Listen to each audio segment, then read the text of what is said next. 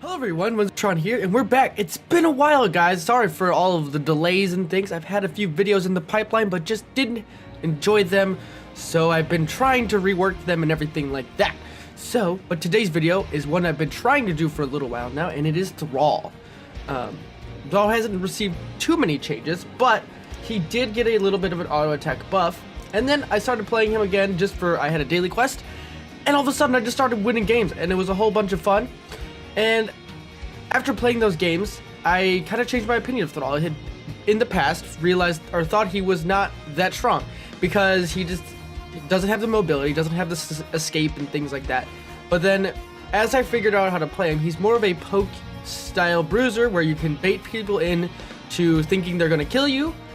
And then because of your trait with your self-heal, you can then capitalize on their over-positioning with a root by your Frostwolf, and then you can turn it around and get a quick kill. And on top of that, you do have some pretty amazing ultimates. I see reasons to pick both of them, but for me, I've been really incentivizing the use of hard CC. So in this game, we're probably gonna go for Sunder, and Sunder is honestly really good. They did change a thing a couple months ago now, where now when you are stunned or any other like displacement ability on Thrall, your ultimates will still activate. They changed that as a quality of life for Thrall because there's lots of things that would interrupt your ability and then put it on a short cooldown.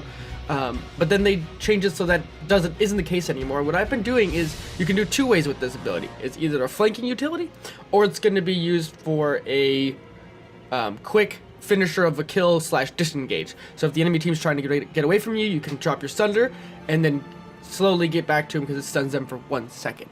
But mostly it's going to be your engage tool. And then overall, we're going to do the bruiser build for Thrall, and I would say it's the go-to, and I think it just incentivizes his playstyle so well. So with that, everyone, we're going to jump into a game, and we're going to see what it's like. And I honestly really enjoy Thrall. He is the hero that I have learned the game on way back in the day in the alpha / beta. So that's just showing you how old this character is for me. He is my number, what is he? 4 still. He's at 165 games.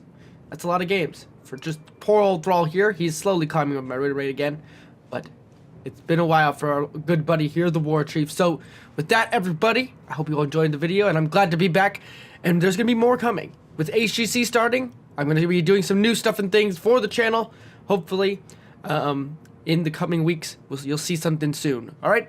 So let's jump in the game, everybody. Alright, everybody, we've landed on Warhead Junction. And the enemy team is Hanzo Genji, so the Shimada brothers, Zul, Butcher, and Rexar. While our team is Sylvanas, Thrall, Dihaka, Tracer, and Zuljin. So they have a good mix of bruisery and damage, and so do we. We do have a specialist matchup in the form of Zul and Sylvanas. I do believe we get a little bit of better structure pressuring with this comp. Other than that, back to Thrall. We're going to go for Echo of the Elements. So when you kill enemy minions or heroes with 1.5 seconds of hitting them with a Chain Lightning, you will get a... So there's 2 breakpoints. After killing 10, you get a mana cost reduction of Chain Lightning from 40 to 25. And then you get a second charge of your Echo, or Chain Lightning after that as well. So we're going to try and get on the Butcher there. That's a counter kill. That's pretty good. Dahaka should not have gone in. I do not have a way of saving him. So we traded. But basically, Thrall's early game is all about getting this level 1 quest completed. This is my go-to talent just because it synergizes with what I'm going to be taking at level 7 in the form of follow-through. But, I don't want to go there because Dahaka's up there now. But the other thing you can do is go for Crash Lightning. That's if you're going to expect Thrall to not be your solo laner, but also be in the 4-man much more frequently. This Rexar is trying to be a crafty little buddy. Let's see, what build did our buddy Hanzo go? So he went for split arrow build. He's going to be looking for those side arrows to scatter onto the enemy team like those. Just trying to get my stacks up. Already at 5. Genji is top with Zul and Rexar in the bottom. I'll rotate down. Since I won't die from there unless I get severely out of position, which would be a misplay on my part. Zul is very low.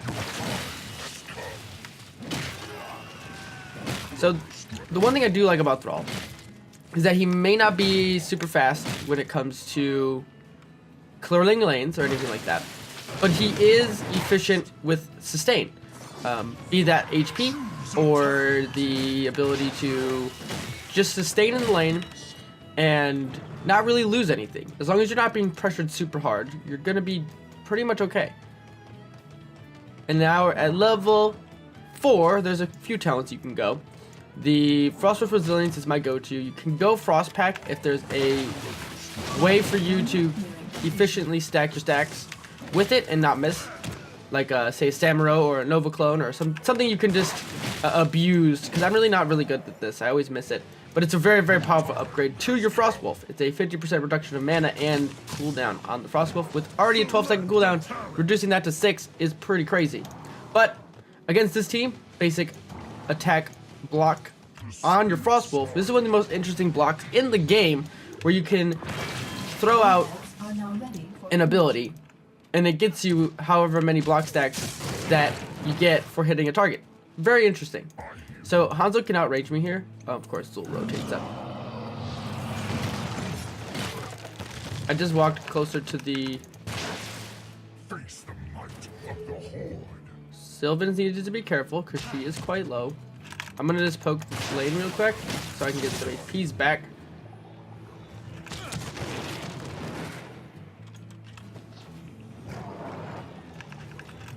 And got it. Thrall has some decent poke, but it's not super long range.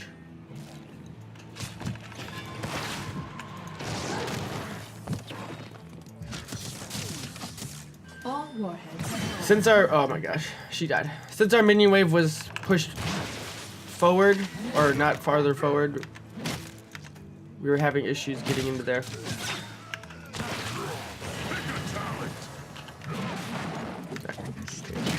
If I would have landed that route there, it would have been a completely different story.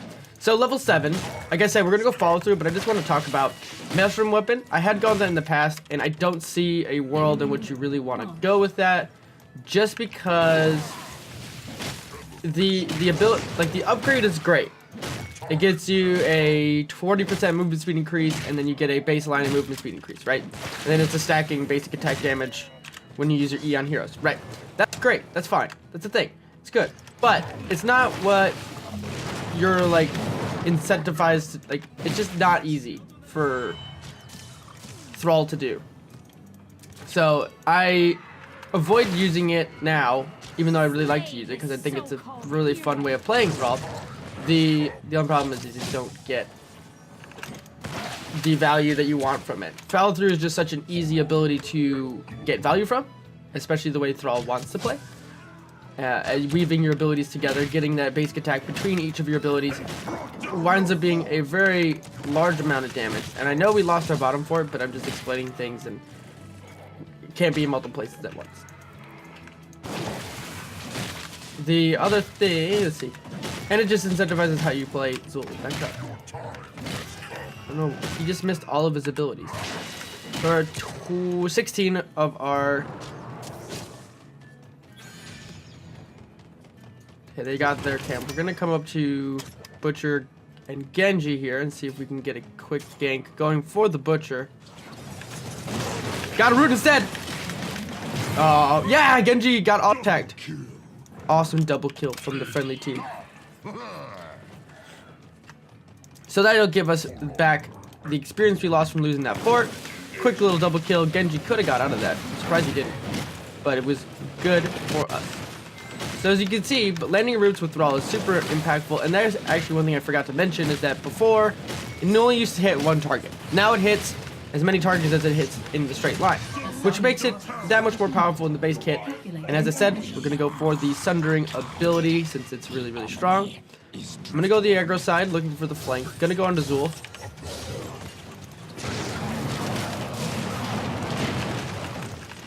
I'm rooted. Okay. Dragon arrows out. Slowed by the... Wow, good combo by them. The skeletal mages there was really strong. deployed. I actually didn't Form check an if orderly line for connection at your convenience. Tracer had her ultimate. I don't think she did. Otherwise, I probably would not have gone in there. Two coming bottom. They're spread out right now. We got both nukes though, so that's totally fine. Bottom camp has pushed through the front gate there. Hanzo's having a bit of trouble clearing. We can go to Butcher. Butcher seems to be the easiest target for us to kill. With the Tracer, even going after Rexar would not be the worst either. So we're about to finish our level 1 quest. If I really focus on this quest, we can get done in like 3 or 4 minutes. It just takes a little bit.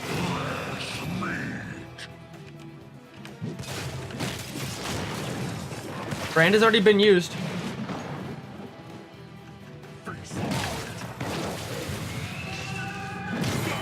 Good use of the mind control there. We did lose 2 in the bottom.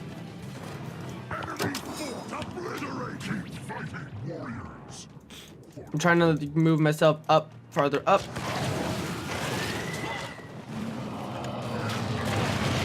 Just using that as a deterrent. Rexar died. Dahaka came in from behind. And the positioning of the... Oh, he got rooted! Oh! Genji tried to be flashy. And it didn't work out. So there we go. Making it work. And now I can just kind of sit in lane. Just use my Qs to stack up off the mini waves, getting my Phosphorus trade up, which heals me for 371 at level 13 here. This level range, I like to go 2 different ones. Grace of Air, which is tied to your E ability, or Phosphorus Grace.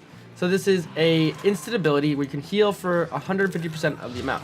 If they have a lot of range poke, like they do with Hanzo, and this just gives you control over a trait on a 15-second cooldown. Yes. So I was going to be wrong for a second. Dahaka got an isolation.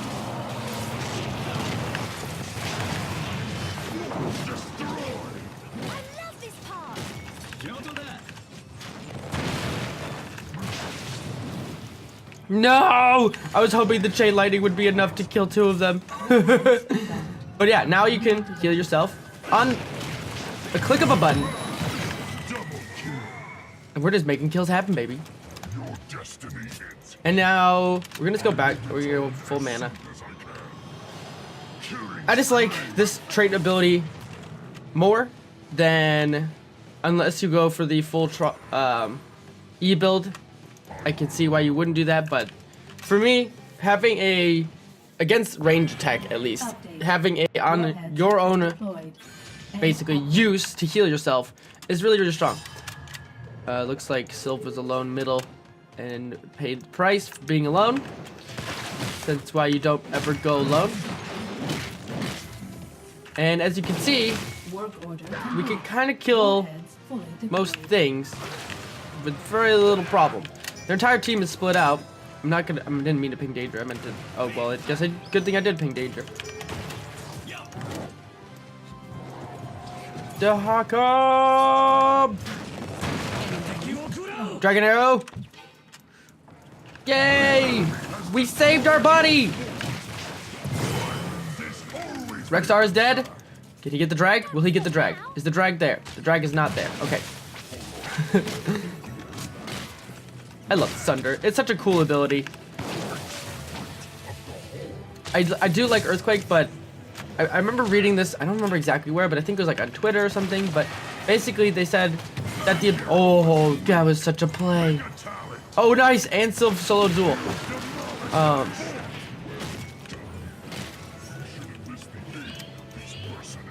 Should do boss. But basically, what they said is the strength of hard CC in any MOBA is outweighed over anything in this game. Because it basically it just removes all functionality from a hero. They can't misplay, they can't move, they can't click anything. They just completely locked out of their skill set. And Sunder is one of those things. It's really long range, as you can see. It's wide, so it's not, unless you're completely facing the wrong direction, you don't really miss. And she killed the Butcher. Sylvanas is on a roll.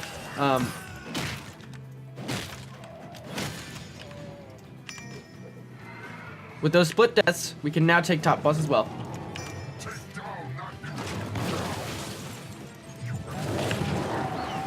Woohoo! And there's another one. Staggered deaths incoming, baby. We're snowballing this game to a win really fast. So yeah, that's just what my whole thing is. Like, if you have a choice over hard CC over soft CC, always go with the hard version because it just makes more sense. And it's just way more powerful. That's why tanks like ETC are so amazing. And as you can see, I've taken very little damage here. Thrall can't solo bosses, but he can be a pseudo tank against bosses. Let's do that again. I have Sundering ready. Zul has already forward. Help the Haka. He missed the isolation though. Genji's gonna come from behind. I can root him probably.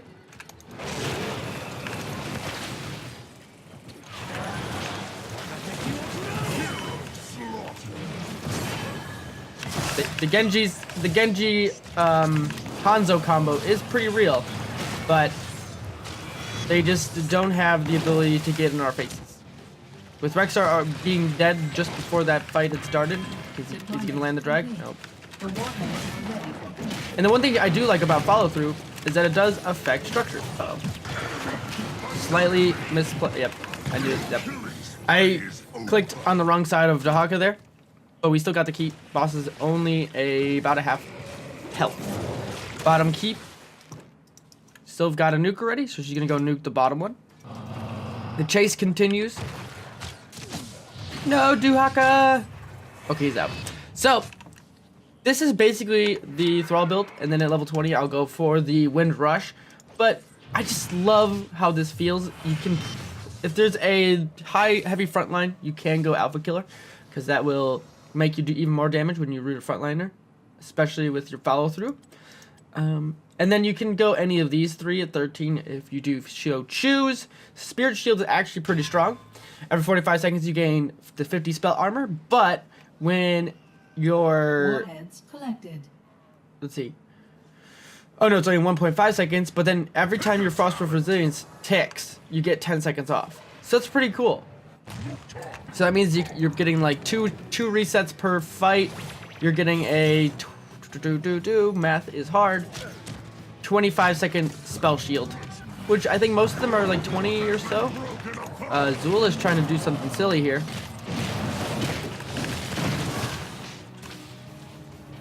He don't realize that I can survive this. All right, it's fine. Sylva's low. Could have probably killed her.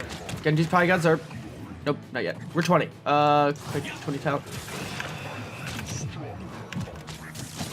Okay, just healed myself for 733 at 20. So that's really strong. The fact that that's a thing.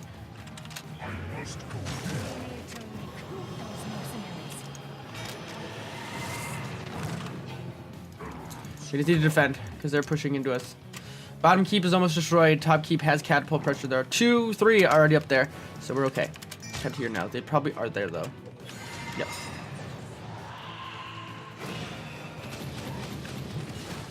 Butcher is rooted and dead. Gonna use Blink. So Blink for Thrall is another one of those stylized versions that gets you a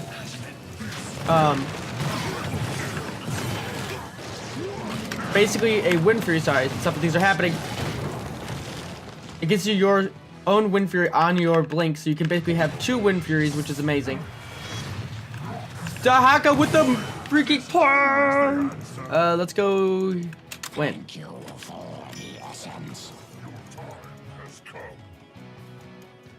Win the video game, team!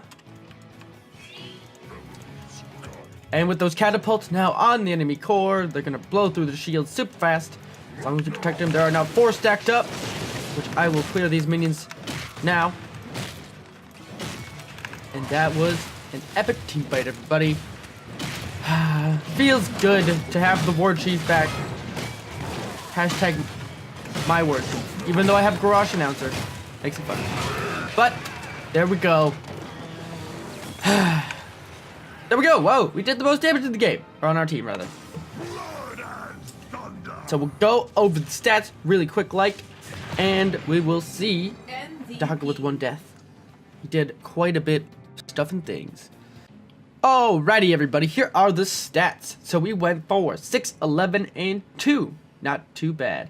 We were in almost every one. Let's see, 6, 17. So we were only not part of 3 of the kills in the entire game, which is pretty amazing. We did 64,000 siege damage, which is middle of the pack or so. Just about Rexstars. A little bit less than Genji's, but we weren't actually having to clean lanes as much as they were. We were putting more pressure on them than they were putting on us. As for hero damage, we're the best on our team, but the least are just under the Genji, really. Which, I mean, Thrall's damage is not as easy to put out because he has to be in danger to do so. So, looking at the numbers, this kind of makes sense. Genji's really mobile. Hanzo is also pretty mobile, but also got long-range poke. So, to see them do better, it's not that much of a surprise. And then as for talents, like I said, I go with the elements at level 1. Level 4, we go Phosphorus Resilience because blocking is amazing against their team especially. Follow through just incentivizes your playstyle up until this point because you're going to get 2 charges of your Q, and then you're going to have your other 2 abilities. So you have a potential 4 different buttons you can rotate auto attacks through to be able to maximize damage, burst damage output. And that also does work with your ultimate too, so secondly 6 different buttons you can press or cooldowns to manage. And then you have Frost with Grace, which is the activatable on your trait to get a burst heal on yourself, which is also very strong, especially against this team who is not very magic oriented. This is good for an on-demand heal that you can control. 16, we go Tempest Fury, so we can just do final burst damage if we were able to lock someone down with our Wolf and get those 3 hits onto somebody. And then the last one is Wind Rush to gain another charge of Wind Fury with a teleport. Thrall's Specialized Blink, which is one of my favorite in the whole game, along with Diablo's if you wanted to know. And yeah, so this completes the build. It's basically the normal bruiser / solo lane type build for Thrall. You can go Earthquake if you so choose, but it's not necessary at all. And I do love Sunder in and of itself. Because it is only a 70-second cooldown, it is up almost every team fight when you need it. It is very well balanced, and it feels very, very impactful when you do use it. So, that is going to do it for this one. Let's just wrap it up. Alright everyone, so that was my Thrall video, and I've been really looking forward to making this video for you guys, because I've been playing with it, and he only got, I think, 1 or 2 games in the HGC so far, but if anything happens where someone gets nerfed, or they figure out a way of taking Sonya down a few notches or something like that, I do feel like Thrall could become a competitive hero. But I think even outside of the professional scene, you can use Thrall in your games right now. As long as their team doesn't have a whole bunch of stunning and lockdown potential, you can pick Thrall, which is really, really cool. You can play around it with your own self-sustain. So if they have a bruiser in lane that doesn't have a lot of self-healing, you can really punish that, or if someone who can't get away from you as like a mobility thing, you can really punish players. And then once you hit level 7, you do get really strong to bully out in lane, because you're going to be weaving your abilities more in lane, like poking with your chain lightnings on minions to get your stacks and stuff, and then you can weave those crit basic attacks on the enemy hero to really start pressuring. Overall, I think Thrall is really fun, and I'm really glad that I can play him again. So yeah, I'm saying lots of ums right now, and I don't know why. I'm out of practice. So with that, everyone, thank you all for joining me one more time, and I will see you all in the next one. It's been fun, everybody, and we'll keep going, keep doing our things, and I'm really excited to see that the HGC is back online and what it all has in store for the meta. So yeah, let me know what you guys think of Thrall in the down there, and I'll see you all later.